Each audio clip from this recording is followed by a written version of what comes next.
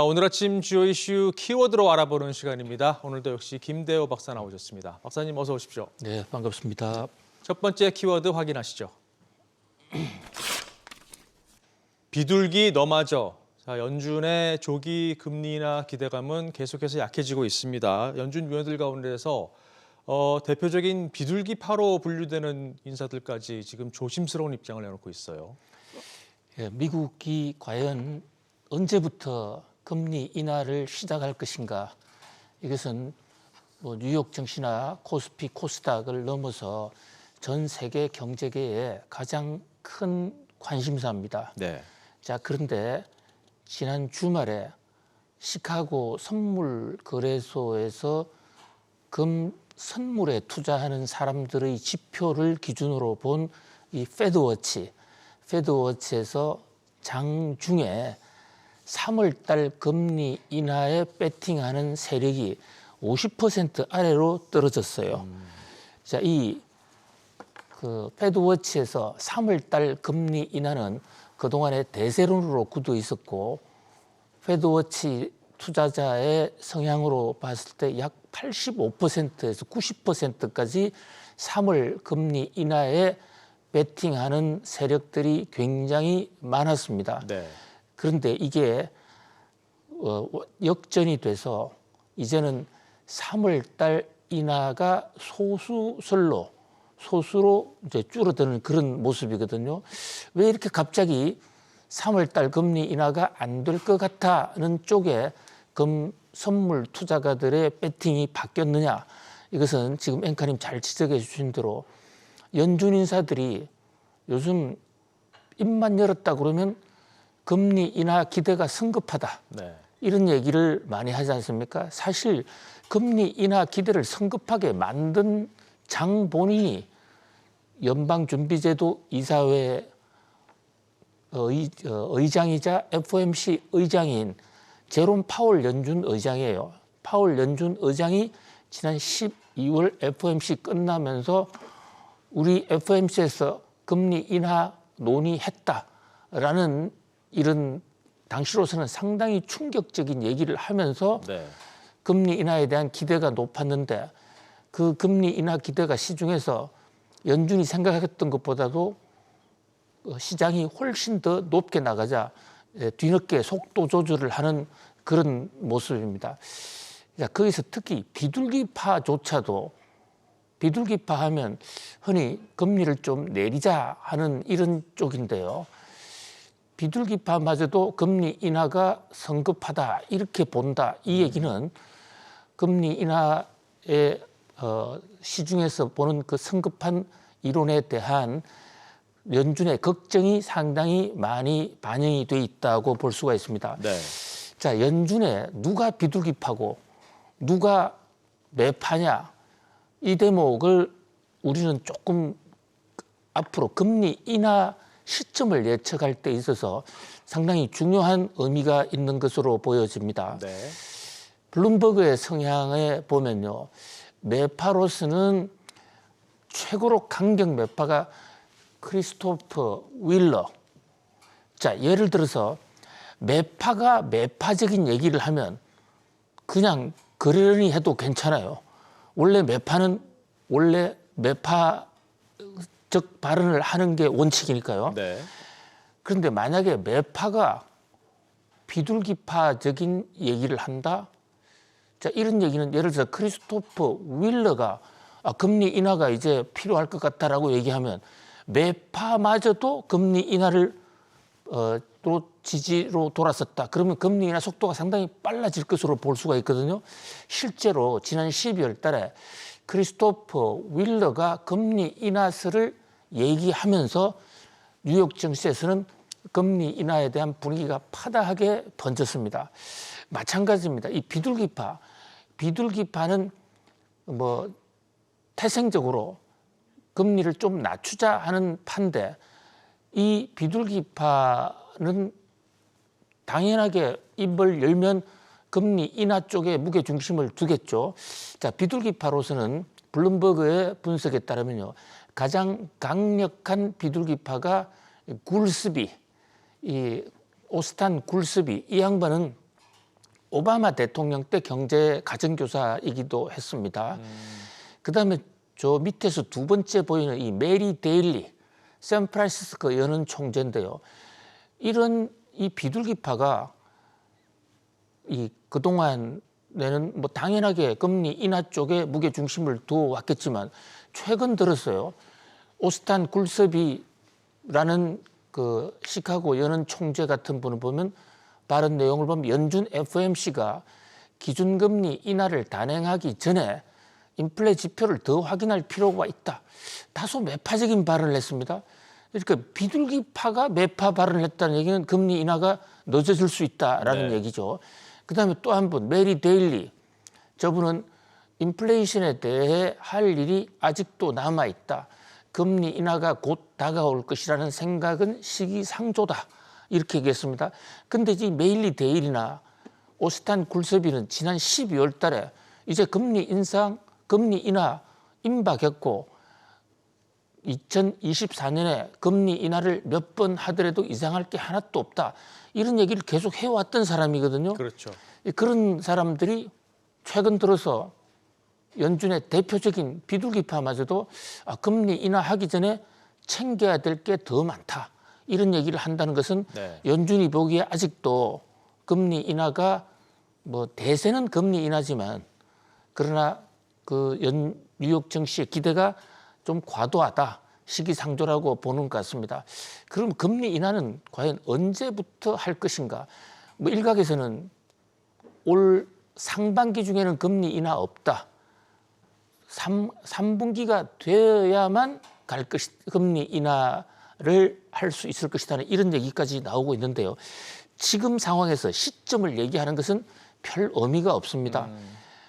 제롬 파월 연준 의장도 사실 언제 금리 인하를 해야 될지 스스로 결단을 내리고 있다고 보기는 굉장히 어렵습니다. 네. 결국 금리 인하의 시점은 이 거시경제 지표, 물가라든지 이번 주에는 특히 PCE 물가가 나옵니다. 그 밖에 고용, 성장 이런 지표들에 따라서 결정되는 것이다. 그래서 이 모닝벨과 함께 미국의 경제 지표를 네. 신속하게 또 정확하게 예측하고 분석하는 것이 금리 인하 시점을 정확하게 판단하는 그 첩경이 될 것이다. 그런 생각을 해 봅니다. 네. 자, 지표들 잘 지켜봐야겠습니다. 이어서 다음 뉴스 키워드 보시죠. AGI 돌풍. 자, AGI는 인공지능의 한 부분인데 쉽게 말해서 강인공지능으로 좀 구분되는, 그러니까 인간과 비슷한 지적 업무를 수행할 수 있을 정도의 그런 수준의 기술을 얘기를 하는데 이걸 메타의 마크 저커버그 CEO가 개발하겠다고 공식 선언을 했습니다. 이게 어떤 의미를 갖는 건가요, 박사님? 예, AI라는 인공지능은 아마 삼척 동자도 뭐 길거리 가는 어린이들도 다 알 거예요. 네. 그런데 사실 AI는 인공지능의 초보 단계에 불과한 것이고요. 학습시킨 대로만 반응하는 거니까요. 우리가 챗 GPT 이런 것은 인공지능인데 자기가 그 사람에 의해서 학습받은 내용만 얘기해 줄 뿐입니다. 엄밀한 의미에서 뭐 완전한 인공지능이라고도 보기가 어려운 것이죠. 사실 인공지능 하면 우리가 오랫동안 인류가 구상해왔던 인공지능은 AGI가 바로 대표적인 인공지능이라고 볼 수가 있습니다. 네. 자, AI는 Artificial Intelligence, 인공으로 만든 지능이다 해서 AI라고 쓰는데 그 Artificial Intelligence라는 AI 가운데 G가 하나 더 붙어 있습니다. 이 G는 General이거든요. 그러니까 Artificial General Intelligence. General이라는 단어 우리나라에서는 이것을 일반적이다 이렇게 번역을 하는데요. 네. 그것은 영어의 의미를 상당히 반감시키는, 잘 틀린 것은 아니지만 제대로 된 번역이라고는 보기가 어렵습니다. 우리 흔히 제너럴 모터스 또는 제너럴 일렉트릭, 제너럴 다이나믹스, 미국의 제너럴로 시작되는 회사들이 많습니다. 거기서 말하는 제너럴은 모든 것이란 뜻이에요. 네. 일반적이라는 말하고 그 모든 것이라는 말이 사실은 같은 의미인데 일반적이다고 그러면 뭐 특수하지 않다 이런 식으로 오해가 될 수가 있다는 것이죠. 그렇죠. 이 제너럴이라는 것은 모든 것. 우리 회사에도 총무과 있으면 총무과가 사실 모든 업무를 다 하는 곳이에요. 특정 부서에 위임된 그 외에는 모든 것을 다 한다게 제너럴의 의미입니다. 그러니까 모든 인공지능이라는 의미예요. AGI. 이 얘기는 뭐 한마디로 요약만 해서 말씀을 드리면 사람처럼 스스로 학습도 할 수 있는 그런 인공지능입니다. 이 인공지능이 나오면 세상은 엄청나게 뒤집히고 뭐 경우에 따라서는 사람과 그 로봇 인공지능 간의 전쟁이 가능할 수도 있다. 지난 주말에 메타의 주커버그가 AGI에 올인하겠다 밝혀서 아주 커다란 지금 충격을 주고 있는데요. 네. 시장에서는 일단 엄청나게 반도체 수요가 늘어날 것이다. 엔비디아 주가도 오르고 기술주 전반이 폭발했습니다만은 또 한편으로는 지금 안전 장치도 없이 이렇게 AGI를 본격 개발하면 컴퓨터에 의해서 인간이 망할 수도 있는 것이 아니냐. 주커버그 너무 무책임하다. 뭐 이런 얘기가 지금 동시에 나오고 있는데요. 요 AGI 메타 주커버그의 AGI 소식은 오늘 기업 사람에서도 좀 더 이어서 그 백그라운드 스토리를 좀 더 소상하게 말씀 올리겠습니다. 네. 개발, 기술 개발, 혁신도 중요하지만 어떻게 통제할 것이냐 이거에 대한 논의도 좀 활발하게 이루어져야 될 것 같다는 생각이 듭니다. 자, 계속해서 다음 뉴스 키워드 보시죠. 전기차 피바람. 방금 박사님 말씀해주신 AI 부문에서는 굉장한 혁신에 따라가기 힘들 정도의 빠른 혁신이 지금 이루어지고 있는데 전기차에서는 기대만큼 큰 혁신 소식이 나오지 않고 있는 것 같습니다. 그러면서 최근 이 수요 감소 때문에 감산 또 뭐 가격이나 여러 가지 지금 얘기들이 나오는데 결국 이게 전기차 업계에 피바람이 불어 닥칠 수 있다라는 경고성 메시지까지 나왔습니다. 지금 전 세계 글로벌 메이저 자동차 기업인 스텔란티스 CEO가 전기차 업계에 피바람이 예고되고 있다는 아주 섬뜩한 예견을 했는데요. 네. 한마디로 지금 전기차가 생산성 향상을 잘 못하다 보니까 가격은 떨어지고 있지 않은데 원가는 떨어지고 있지 않은데 전기차 업체들이 점유율 경쟁을 위해서 특히 비아디와 지금 테슬라가 살인적인 가격 할인 경쟁을 하고 있습니다. 자, 이것은 결국 전기차 업계에 피바람으로 돌아올 것이다. 네. 전기차 업체가 한 차례 큰 홍역을 치를 것이다라는 이런 예고를 하고 있습니다. 실제로 지금 전기차가 수요가 급격히 줄어드는 와중에 전기차 회사들의 수익성도 많이 떨어지고 있고 완성차 회사들은 특히 내연차 회사들은 전기차 전환 속도도 늦추고 있는데요. 이 전기차가 잘 안 되면 배터리도 동시에 영향을 받는데 과연 이 전기차와 배터리가 과연 이 난국을 어떻게 돌파할 것인지 세계가 주목하고 있습니다. 네. 자, 계속해서 다음 뉴스 키워드 보시죠.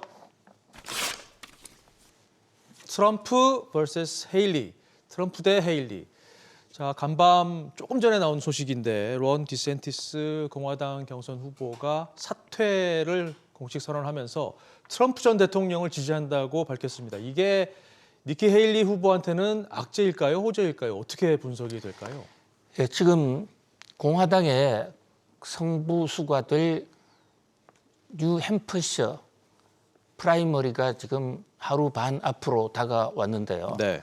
자, 지금 컴퓨터 CG 그래픽에 나오는 디샌티스 후보, 플로리다 주지사죠. 주지사가 돌연 사퇴를 해버렸습니다. 이 디샌티스 후보는 아이오와에서 2등을 한 분인데 현재로 여러 가지 대세로 봤을 때 당선 가능성이 없다 해서 조기에 접었습니다. 자, 근데 문제는 이제 디샌티스가 트럼프를 지지를 선언을 하면서 트럼프 대세론이 힘을 얻는 게 아니냐 이런 얘기도 나오는데요. 또 헤일리 측에서는 디샌티스 지지자들이 트럼프로 간다는 보장이 없다. 오히려 트럼프 독주 견제론이 있기 때문에 그 표의 상당 부분이 헤일리로 올 것이다. 이렇게 주장을 하고 있습니다. 결국은 젊은 피의 헤일리냐, 또 노련한 경험의 트럼프냐, 이 성부가 이번 뉴햄퍼셔 주에서 아주 최대의 관전 포인트로 부상하고 있는 그런 상황입니다. 네, 이번 주 최대 정치적 이벤트죠. 뉴햄프셔 프라이머리 잘 지켜봐야 되겠습니다. 자, 오늘 마지막 뉴스 키워드 보시죠. 한국은행 금 공포. 한국은행이 최근 10년간 금을 추가로 매입하지 않으면서 금 보유량 순위에서 조금 떨어졌다는 뉴스가 나왔는데요. 금값은 계속 오르는데 보유량을 늘리지 않았으니까 여파가 있겠죠? 예, 한국은행 외환 보유고를 구성하는 주요 항목 중에 하나가 금입니다. 금은 한 인류 역사상 건세기에 한 200년 동안 세계의 중심 화폐이기도 했고, 네. 특히 이제 미국이 금리 인하를 하면 금값이 오르지 않겠냐는 그런 전망 때문에 금값이 많이 올랐어요. 근데 우리나라의 중앙은행 외환 보유고를 관리하는 한국은행은 10년째 단 한 톨의 금도 늘리지 않았습니다. 왜 이랬을까? 이게는 한국은행에 금 트라우마가 있는데요. 2011년 금이 적다 이렇게 하면서 당시 김중수 한국은행 총재가 한국은행이 금을 대량으로 사모았습니다. 그런데 아주 공교롭게도 한국은행이 금을 산 이후부터 금값이 폭락을 했어요. 네. 그래서 우리나라 외환 보유고가 줄어들었습니다. 그 이후부터는 아예 한국은행 사람들은 금 부근에도 안 간다는 금보기를 돌처럼 하라. 네. 그런 어떤 이 유언처럼 어떤 이 교훈이 내려오고 있는 상황인데요. 자, 근데 금도 분명히 외환 보유고를 형성하고 있는 주요한 통화인 이상 과거에 이런 트라우마가 있었다 해서 금을 쳐다보지도 않으면 결국 그 피해는 국가적으로 돌아가지 않을까. 결국은 금이든 달러든 시적절하게 다양한 포트폴리오를 갖고 현명하게 투자를 하는 것이 더 중요하다 이렇게 네. 볼 수 있겠습니다. 그렇군요. 자, 오늘 짚어본 뉴스 키워드 다시 한번 보실까요? 비둘기 너마저 AGI 돌풍, 전기차 피바람, 트럼프 대 헤일리, 그리고 한국은행 금 공포까지 짚어봤습니다. 박사님 오늘도 도움 말씀 고맙습니다. 감사합니다.